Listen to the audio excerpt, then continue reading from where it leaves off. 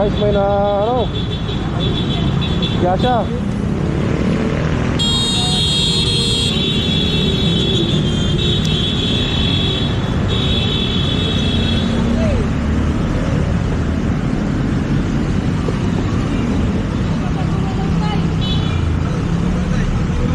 Baba ka pa lang.